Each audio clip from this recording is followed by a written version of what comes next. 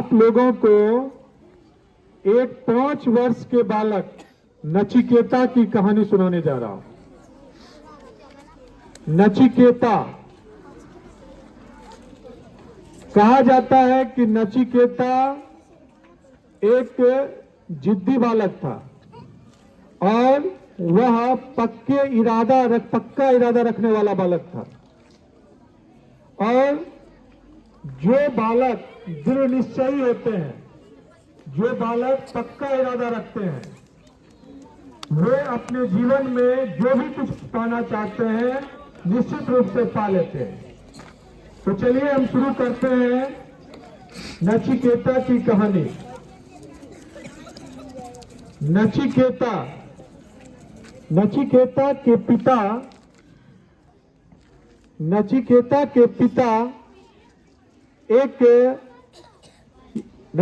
के पिता ने एक यज्ञ करने की शपथ ली थी और वह यज्ञ एक पवित्र अनुष्ठान होता था और उस यज्ञ में अपनी जितनी भी जरूरत की चीजें थी उन सारे चीजों को दान करना पड़ता था। यहां तक कि इस प्रकार के यज्ञ में लोग अपनी पत्नी, अपने बच्चे, अपनी गाय, अपनी सारी संपत्तियां सब कुछ दान कर देते थे। तो जब नचिकेता के पिता ने यज्ञ किया और दान करने की बारी आई तो नचिकेता के पिता ने चालाकी दिखाई। उसने क्या किया? उसने जो अपनी वो सारी वस्तुएं दान की जिनकी जरूरत उन्हें नहीं थी, जैसे कुछ जो गाय थी, जो गाय यूजलेस थी, अनुपयोगी बन गई थी, उसको दान कर दिए। जिन संपत्ति जायदाद का उन्हें जरूरत नहीं था उसको दान कर दिए। जो चीज वास्तव में दान करना था उन्हें अपने पत्नी को भी और बच्चों को भी, लेकिन अपने पत्नी और बच्चों को नचिकेता के पिता ने दान नहीं किया। तो नचिकेता बालक तो 5 वर्ष का था लेकिन बहुत ही बुद्धिमान बालक था। उसने अपने पिता से सवाल कर दिया कि पिताजी, आप इस यज्ञ में तो आपको अपनी सारी संपत्ति के अलावे अपनी पत्नी और बच्चों को भी दान करना था, तो आपने अपनी पत्नी और बच्चों को क्यों नहीं दान किया? और बताइए आप मुझे किसको दान करना चाहते हैं? तो नचिकेता के पिता थोड़ा स्वार्थी थे, लोभी थे। उसने नचिकेता ने जब उनसे प्रश्न किया तो नचिकेता के प्रश्न से उसके पिता घबरा गए और गुस्सा गए।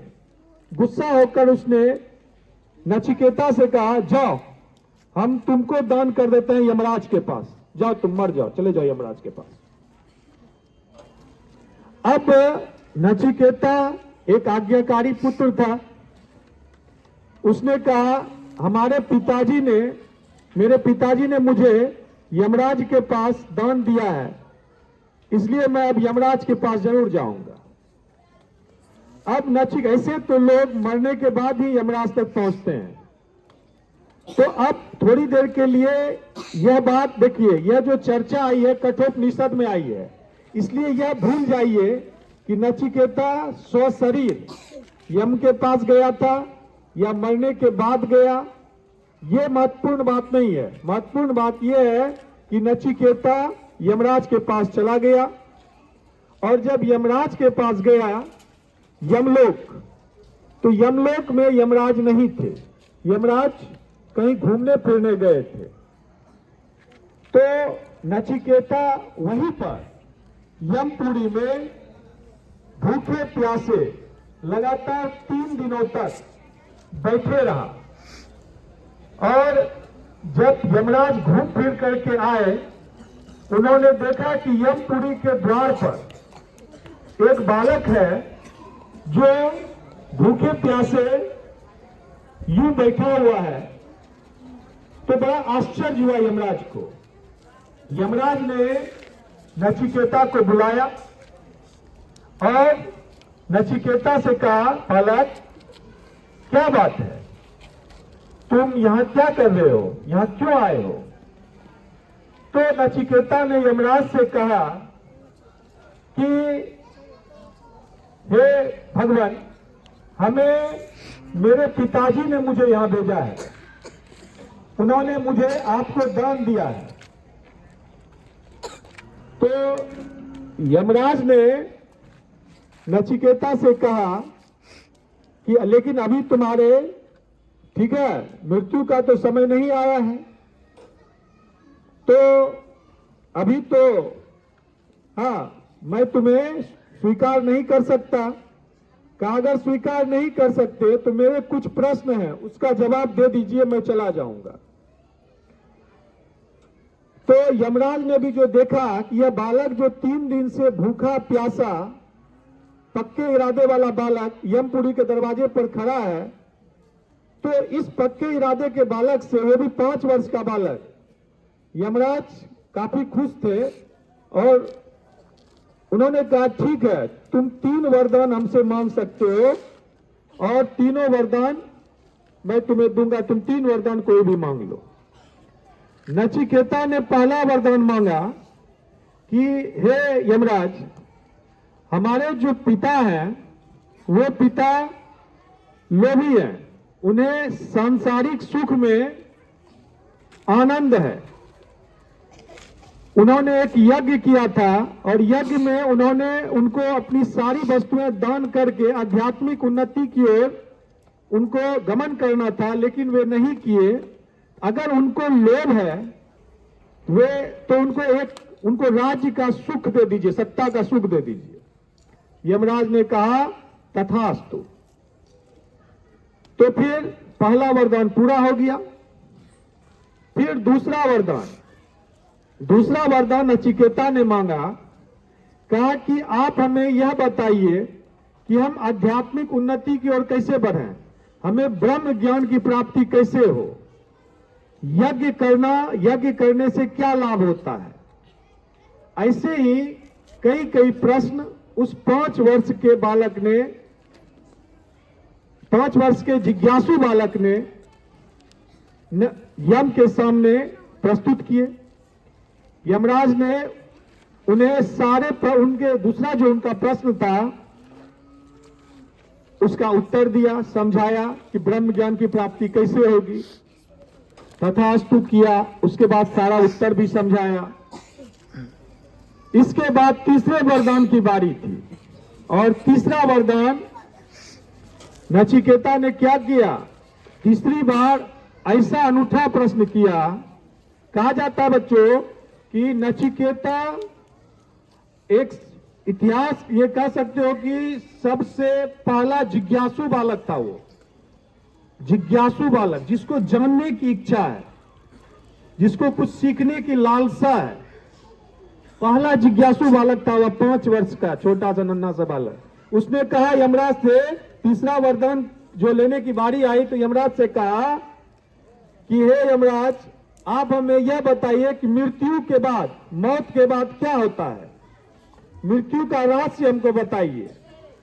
जब इस प्रश्न का उत्तर देने की बारी आई तो यमराज भी पीछे हट गए।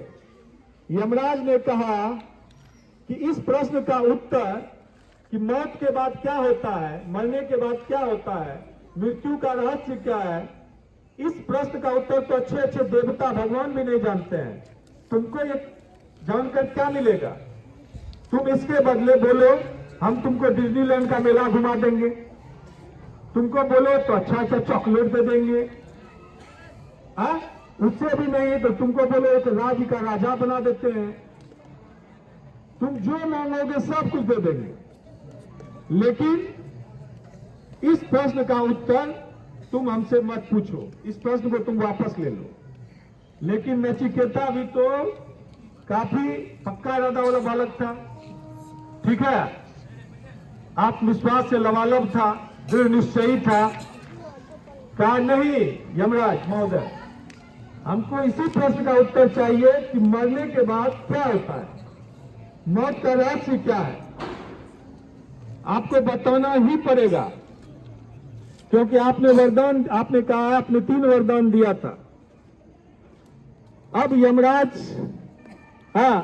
भी पीछे हटने लगे, लेकिन यह बालक नचिकेता पीछा नहीं छोड़ रहा था यमराज का, है ना।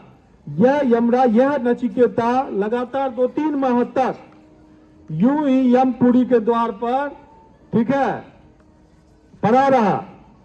सोच लिया था जब तक इस प्रश्न का उत्तर, ठीक है, यमराज से नहीं ले लूंगा तब तक हिलने वाला नहीं। अंत में, ठीक है, यमराज को झुकना पड़ा और यमराज को मौत का रहस्य, मरने के बाद क्या होता है, ठीक है, इन सारी बातों को नचिकेता को बताना पड़ा। इसलिए बच्चों, यह कहानी मैं इसलिए सुना रहा हूं आप लोगों को, ताकि आपका चरित्र निर्माण हो, आप एक ऐसा बालक बने जो पक्का इरादा रखता हो, जिसका संकल्प, ठीक है, जिसका संकल्प बिल्कुल मजबूत हो, जो दृढ़ निश्चयी बने, तभी जिज्ञासु बने बच्चे और खोजी प्रवृत्ति के बच्चे बने। नचिकेता ऐसा बने, इसलिए मैं ये कहानी आप लोगों को सुनाया। तो कैसा लगा यह कहानी आप लोगों को? अच्छा लगा? चलिए एक बार ताली बजा दीजिए। बहुत अच्छा।